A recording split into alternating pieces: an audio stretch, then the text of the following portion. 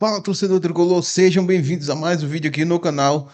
Se é novo por aqui, já deixa um like, se inscreve no canal para ficar por dentro de todas as atualizações do São Paulo. Separei um trechinho da mídia esportiva repercutindo o empate aí do São Paulo com o Botafogo. O São Paulo que empatou com o Botafogo aí dentro da casa do Botafogo e traz um grande resultado aí para definir aí no Morumbi. Então é isso aí, se gostou do vídeo, deixa um like, deixa um comentário, se inscreve no canal e bora pro vídeo. Foi de pertinho lá no Newton Santos o que São Paulo e Botafogo fizeram nessa primeira partida das quartas de final da competição. A gente mostra então os melhores momentos do jogo. Olha que ambiente, hein? Mais de 40 mil pessoas, festa lindíssima mais uma vez da torcida do Botafogo. E quando a bola rolou, é verdade, né, Dom? Que não teve nenhum gol, mas a gente vai ver que no primeiro tempo as melhores chances, ou todas elas, do Botafogo. A primeira é essa, com menos de 2 minutos de jogo. É verdade, foi um amasso o primeiro tempo. O São Paulo, muito mais sorte do que juízo, acho que não destaca a atuação defensiva do São Paulo no primeiro tempo. No segundo tempo, outra história, 11-1 nas finalizações para o Botafogo. É verdade que faltou um pouco de pontaria, mas também de sorte. Muitas das finalizações passaram muito perto. Eu gostei que o Botafogo variou muito suas finalizações. Aproximação, teve transição em velocidade, teve situação de bola parada e o São Paulo pouco produziu. Essa, por exemplo, um chutaço da entrada da área, Mari. Exatamente, a gente já vai vendo o Botafogo criando as oportunidades diante de um São Paulo que entrou com um esquema ali de 3 zagueiros, né? Então teve muita dificuldade para impedir justamente a aproximação do Botafogo à área. 38 minutos aí, o Igor Jesus também batendo e passando perto do gol do Rafael, que apareceu e apareceu bastante. Ainda na primeira etapa, olha só o Almada batendo de longe também, Dom. Pois é, outra grande oportunidade, um bom jogo do Almada, do Savarino, do Igor Jesus, do Vitinho, acho que fez um grande jogo lateral direito. E o Botafogo seguia no seu domínio. A partir do segundo tempo, aí o Zubeldia foi muito bem em mexer, não nas peças, mas taticamente. E aí o São Paulo sofreu menos. E até teve a grande chance do segundo tempo desperdiçada pelo Caleri. Aí sim o São Paulo teve mérito na segunda etapa. A gente vai ver já já. Essa já na segunda etapa, o Bastos batendo e a bola desviando e passando perto, Mari. Porque o São Paulo conseguiu equilibrar, mas o Botafogo continua criando, né? Mas agora com o São Paulo um pouco mais organizado na defesa e tendo as escapadas ali pelos lados. Olha o lance, Dom. Ai. A cabeça ali, né? O Caleri tem uma atuação discreta, muito pelo que foi o jogo, mas não pode reclamar que não teve bola, né? A chance mais perdida do jogo foi essa. Ah, mas acho que não dava de cabeça. Peixinho, não? Dava, Mari. Ah. Bom, o Caleri preferiu a finalização daquela maneira e acabou não tendo sucesso. Outra finalização de fora da área, mais uma vez a bola desviada e o Rafael aparecendo. O Rafael foi bem ontem, né? Nas oportunidades que ele teve ali. Verdade. Para ajudar o São Paulo, ele ajudou. É isso, ajudou. O São Paulo segurou um 0-0. A decisão fica para o Morumbi. Personagens do jogo aqui no Sport Center. A mim não me compete julgar aquilo que são as outras equipas. Compete-me estar preparado para aquilo que as outras equipas me apresentam. De uma equipa que veio procurar apenas e só defender o resultado, jogar com 11 homens atrás da linha da bola. Nós procuramos jogar para ganhar e hoje ficamos mais desiludidos com o resultado. Sentimento que a gente já fez um bom jogo, a gente poderia ter ganhado o jogo, tivemos planos para marcar e não marcamos. Agora não é baixar a cabeça, é descansar, jogar sábado e preparar o próximo jogo. Es Copa, se sufre y bueno, así como hicimos un primer tiempo, con mucha actitud, con mucha entrega, con mucho compromiso, la verdad que yo felicito al equipo a pesar de que no hicimos un buen primer tiempo. Hoje a gente conseguiu nos manter ainda vivos e capacitados para o jogo de volta, que é o mais importante. Agora, nesse período, a gente vai trabalhar para organizar ainda mais a nossa equipe, para que a gente possa fazer um grande jogo junto com a nossa torcida. Números, então, dos dois tempos, era o que Donk e Mari Pereira destacavam. Olha só como no primeiro tempo, não só o Botafogo teve um volume muito grande, como ofensivamente o São Paulo praticamente inexistiu. Na segunda etapa, o Botafogo até, mantém o número de finalizações, cai um pouco ações na área do rival, né? Mas aí o São Paulo aparece com boas chances ali, né? Pelo menos 2 grandes chances criadas. Uma aquela do Caleri que a gente comentava. Direto então para o Newton Santos, Mariana Spinelli está por lá, o Eugênio Leal também. E todos aqui no estúdio, viu, Mari? Não tem essa de P5 aqui não, ficou todo... Aquela atmosfera muito forte do torcedor do Botafogo, de uma expectativa muito alta. Mas que até no primeiro tempo a gente falou, olha, tá amadurecendo esse gol. Mas acabou que o timing passou e saiu no 0-0. Amadureceu, caiu caiu da árvore e ninguém aproveitou. O Botafogo jogou, especialmente no primeiro tempo, né? Uma bela partida, uma grande atuação, faltando o detalhe de colocar a bola na rede, que não é detalhe nenhum, que é o que importa no final das contas. Às vezes você joga muito mal e não consegue, né? E consegue fazer o gol, e o Botafogo jogou muito bem, repito, especialmente no primeiro tempo, e não conseguiu traduzir em gol as situações que ele criou, né? A gente comentava, a gente estava junto ali vendo o jogo, de como o Vitinho foi importante, né? De como ele atacou aquele espaço pela direita ali, havia um espaço, porque a formação tática do São Paulo fazia com que o William Gomes ficasse mais preso à marcação dos volantes, ali pela esquerda, pela direita, o Luiz Henrique prendia muita gente, e o Vitinho foi muito importante, mas no 0-0 quem saiu comemorando foi o São Paulo. A gente vai destrinchar muito desse jogo, olha, vou aproveitar que é meu aniversário, então a gente vai chamar todo mundo pra festa, pra falar de Conmebol Libertadores. Bora. Isso, vamos falar do Botafogo, que é o mote principal dessa participação. O Botafogo ontem fez o esforço, como já destacaram os companheiros, fez de tudo para vencer o jogo, não conseguiu. E aí o sentimento do torcedor depois do jogo foi muito mais de apoio do que de revolta. A torcida em coro cantou músicas de apoio ao time, manifestou um apoio constante, reforçando aquela expectativa que o Botafogo tem de fazer também um grande jogo lá no Morumbi e voltar de São Paulo com a vaga para a semifinal da Libertadores da América. Para a próxima partida, aparentemente, nenhum problema. O Botafogo tem um jogo do sábado contra o Fluminense pelo Brasileiro no Maracanã. É líder do Brasileiro, mas pode ser que nesse jogo o Arthur Jorge faça algumas rotações.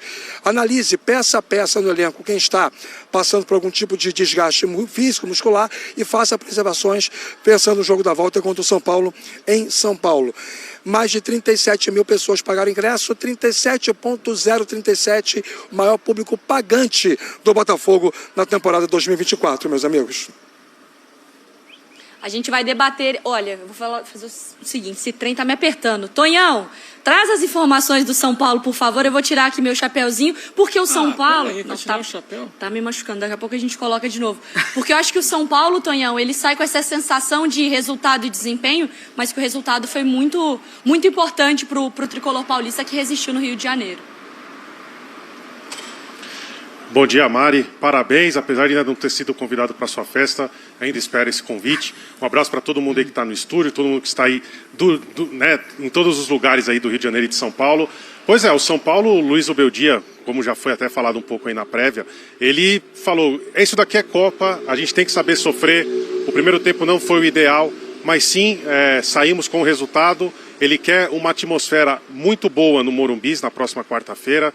O São Paulo provavelmente vai lotar o estádio, né? O São Paulo tem toda essa identificação com a Libertadores.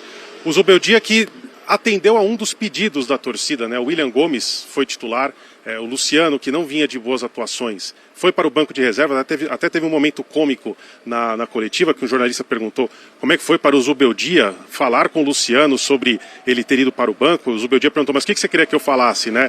Você é um jogador de personalidade? Eu não vou ter medo de jogador. Se você tem, eu não tenho. Mas o São Paulo teve então o William Gomes, que foi um jogador importante ontem, não tanto no ataque, né? Ele até conseguiu umas escapadas no primeiro tempo, mas não conseguiu desenvolver tanto.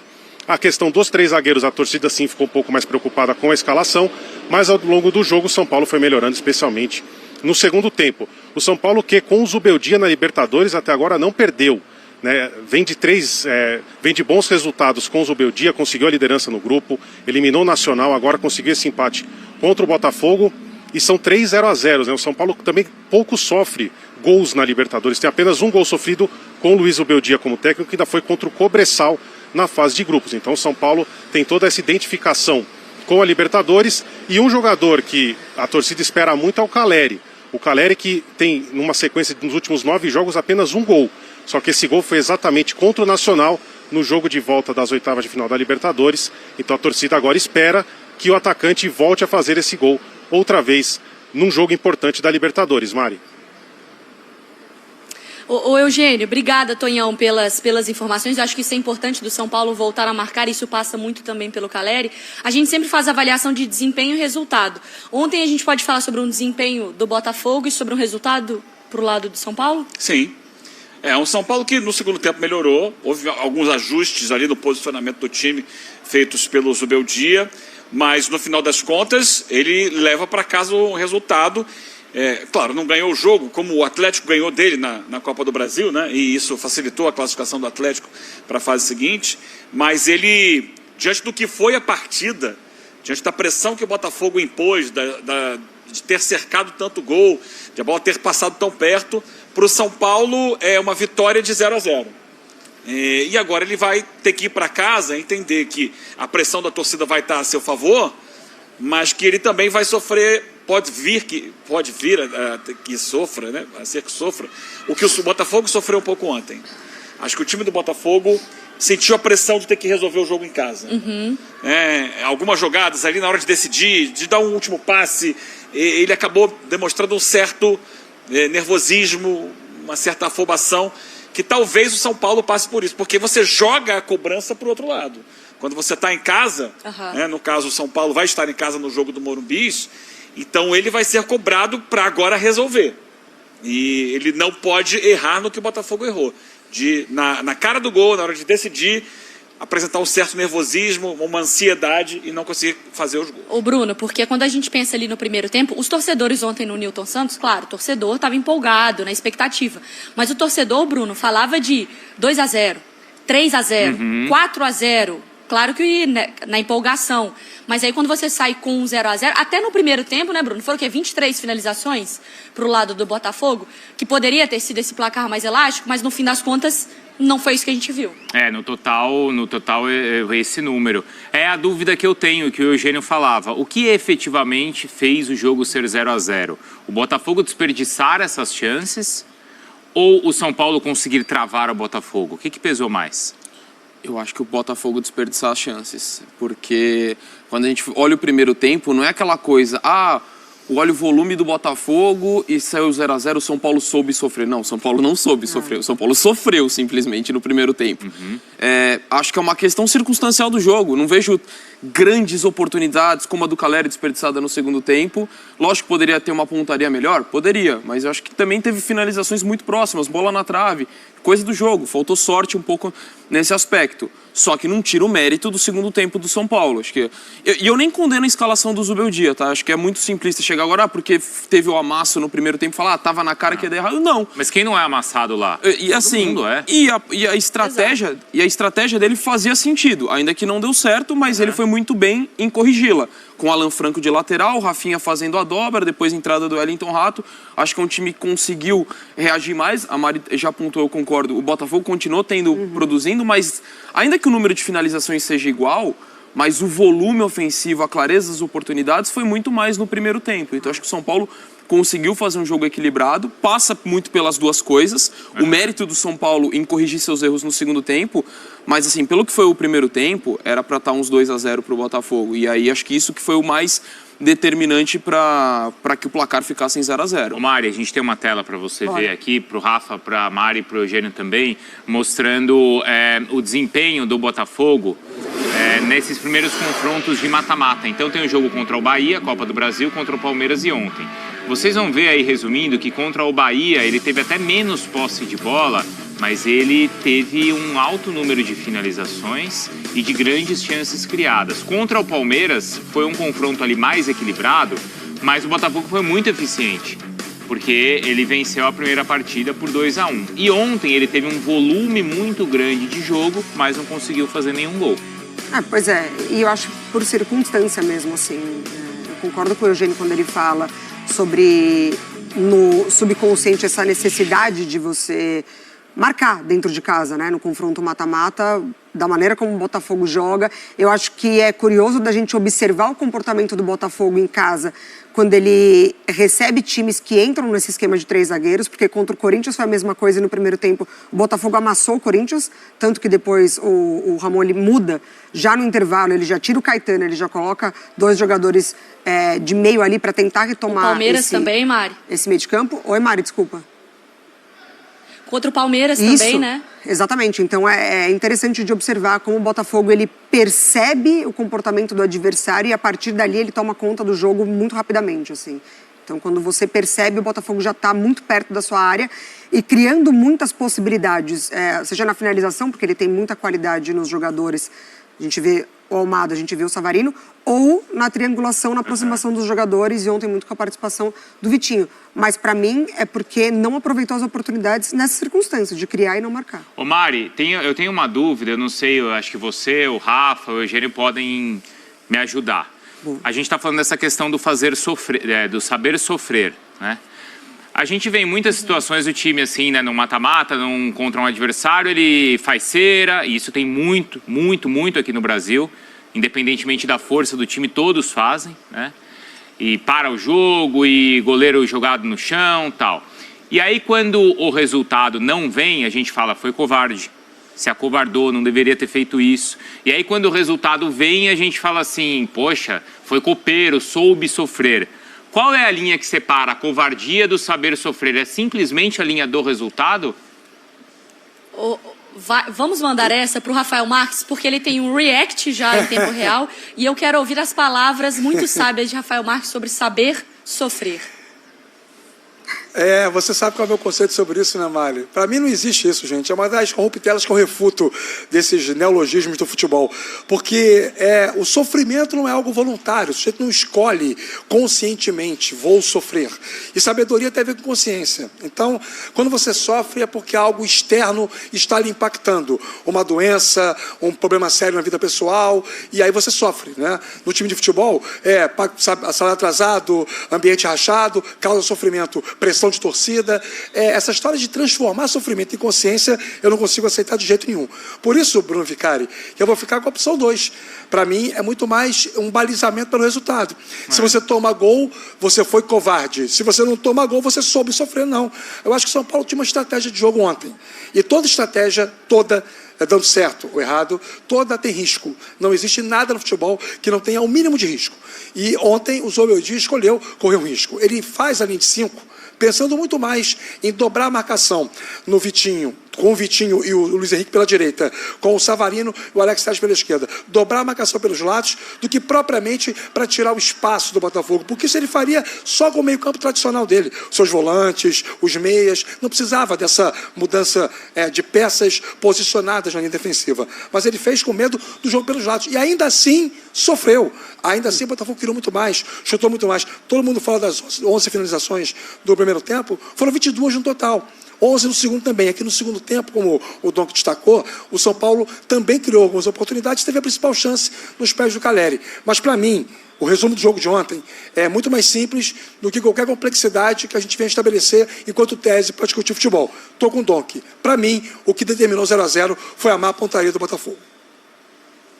A gente tem uma tela que é legal pra gente falar sobre o Vitinho, porque ontem acompanhando no Newton Santos, a gente estava, na hora que o Botafogo atacava, né, o lado direito, a gente conseguia acompanhar, e toda hora eu e o Eugênio a gente contava, bola no Vitinho, o Vitinho de novo, o Você Vitinho, pediu a tela que você aí falou? ó, de como ele se sentiu em casa, um mapa de movimentação dele, como muito esse lado direito, mas esse lado direito também pisando na área, né, nessa entrada para fazer esse levantamento pelo alto ou pelo chão também, para quem estivesse pisando dentro da área. 3 chances criadas, 5 cruzamentos, 2 certos, 2 dribles certos. Foi o líder do time nesses quesitos, Eugênio.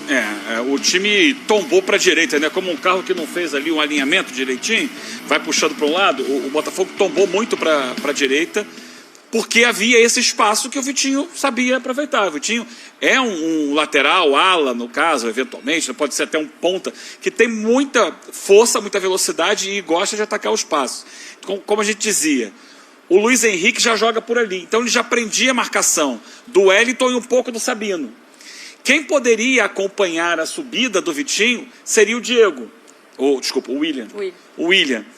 Só que o William estava, assim como o Lucas, eles estavam orientados a acompanhar a saída de bola dos volantes do São Paulo, do Botafogo. Então, eles estavam em cima do Gregor, em cima do Marlon Freitas. E aí, sobrava espaço para o Vitinho. Toda hora, né? O Vitinho aparecia sem marcação o tempo inteiro. E ele sabia se associar, então ele tabelava, recebia na frente. Ele fez aquele passe para mim, talvez a jogada mais perigosa, que o Almada finaliza mal, a bola passa raspando a trave, poderia ter sido ali um dos gols do Botafogo. Então é uma questão de encaixe de time, né? Porque do outro lado, a aposta do Arthur Jorge foi no Alex Telles para ele ter também mais essa profundidade pela esquerda, já que o Alex apoia mais do que o Marçal. Mas faltou ali um companheiro, porque Ora caía o Almada, ora caía o Savarino, não tinha alguém fixo, como fica mais tempo pela direita o Luiz Henrique. Então o Alex Telles não foi tanto. E o Botafogo encontrou por ali muito espaço para atacar pela direita, gerou uma série de situações, mas às vezes no último passe, às vezes na finalização, parecia um time, repito, né? Porque o jogo tem os 4 fatores que são determinantes e um deles é muito determinante. É o fator psicológico, que leva em conta tudo isso, né?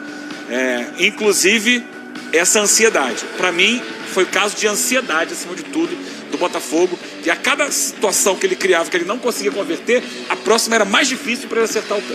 E aí eu acho que no segundo tempo também o ritmo que ele imprimiu no primeiro tempo é muito difícil de ser mantido, né, Bruno? Mesmo a gente elogiando toda a força do Botafogo, é natural que no segundo tempo, com a questão psicológica, que o gol não sai, tem mais 45 minutos. A perna vai pesando. A perna vai pesando nesse sentido. Mas assim, se a gente falava do lado do São Paulo, de um jogo determinante para a temporada, o São Paulo está vivíssimo nessa briga, e mesmo o Botafogo sendo forte fora de casa, o São Paulo consegue um resultado que pode manter viva a temporada dele. E aí essa passa a ser uma outra questão. O São Paulo, Mari Pereira ainda... tá todo mundo... Dá para colocar todo mundo na tela? E aí a Mari Pereira vai ser a primeira a responder. Tá. Mas todo mundo... Aí, dá. Quem acha que o São Paulo virou favorito, levanta a mão. Ninguém levantou? Não virou favorito? Eu vou levantar, então. Tá bom. Mas eu acho que ele vira... Eu acho que assim... Não acho que inverte. Eu respeito muito o que o Botafogo faz nessa temporada. Mas se eu, antes do jogo eu tinha uma opinião sobre as chances hoje ela do Botafogo... Pode, que é aniversário dela. Agora, eu posso, hoje tá tudo bem. Hoje eu acho o São Paulo numa condição melhor de ter a classificação. Se antes eu falava 70, 30, 60, 40, eu acho que hoje o São Paulo melhorou a sua possibilidade. Igual, mas ainda não é favorito. Eu não sei nada de matemática, não. Não, mesmo com a torcida que conduz, no ambiente hostil, no mais popular. Ele ainda vai continuar jogando contra o melhor time do Brasil atualmente. Melhor futebol. O que tem o desempenho dentro e fora de casa. Melhor visitante no Brasileirão. Indo para números, para mim o confronto começa... Tem a questão... Vai lá, Eugênio. Desculpa, Donk. De jogar com a sua torcida, vai te forçar a sair um pouco mais pro jogo. Isso vai ser curioso. E um adversário que sai é tudo que o Botafogo mais ama. Vamos lembrar o que aconteceu no jogo do Allianz com o Palmeiras. Palmeiras pressionando, o Botafogo foi lá e fez 2 gols. Exato. Ele adora jogar nessa situação, muito mais do que ter um adversário que está fechado. Porque esse ambiente, a torcida conduz, esse ambiente é quase que impossível o São Paulo não atacar com aquele ambiente. Exato. Isso contagia qualquer um, não é, Donk? E assim, daí você pega o jogo, para mim, ontem, dos 4 de frente do Botafogo, o Luiz Henrique foi o menos destacado. Mas é o cara que mais pode se destacar no jogo da volta. O roteiro pode ser perfeito para ele ser protagonista. Eu vou muito na linha que a Mari estava falando. Para mim, começa o confronto 60-40 para o Botafogo, hoje 50-50. Ô Eugênio, quando o Zubeldia faz essas mudanças, né, com as mesmas peças para o segundo tempo e equilibra o jogo, mostra que ele foi o vencedor da partida? Não entendo dessa forma, não. Ele, no primeiro tempo... A proposta dele não funcionou. No segundo tempo ele conseguiu ajustar. Mas que também diz muito sobre o momento do Botafogo também, né? Sim, como diz. Um jogo vivo, né? A gente comentava muito ontem sobre isso aqui, né? De ele preencher mais o meio-campo do que a última linha de defesa para impedir que o Botafogo gerasse essas situações. Ele acabou conseguindo ali segurar o 0-0, mas não porque a sua última linha foi muito eficiente, porque o Botafogo finalizou. O Botafogo chegou à condição de finalizar. Algumas jogadas foram bloqueadas, mas algumas vezes ele finalizou em boas condições e não acertou. Então eu acho que ele teve que corrigir rota. Então corrigir rota não dá para dizer que ele ganhou o duelo, porque no primeiro tempo ele foi amassado. E aí ele fez uma coisa até que eu falei ontem aqui, agora eu já não lembro qual foi o programa, mas talvez tenha sido aqui, acho que foi aqui no Sport Center mesmo. Que eu lembrei o Rafinha com o Guardiola no Bayern de Munique, jogando no meio de campo. E ele fala, no segundo tempo, ele mesmo, ele puxou, botei o Rafinha mais de 8, para tentar compor mais o meio de campo ali e equilibrar essa disputa pela bola. Então é isso aí, torcedor tricolor São Paulo que consegue aí um grande feito, consegue aí sair com o empate da casa do Botafogo e disputa a vaga aí dentro de casa. São Paulo que sofreu bastante aí no primeiro tempo, tomou um amasso aí do Botafogo. Rafael fez grandes defesas também. e conseguiu segurar. Agora resta no Morumbi Zubeldia tentar compor mais o meio de campo para evitar a construção de jogo aí do Botafogo, que é muito forte. Então é isso aí. Se você gostou do vídeo, deixa um like, deixa um comentário, se inscreve no canal. Vou ficando por aqui e até a próxima. Valeu!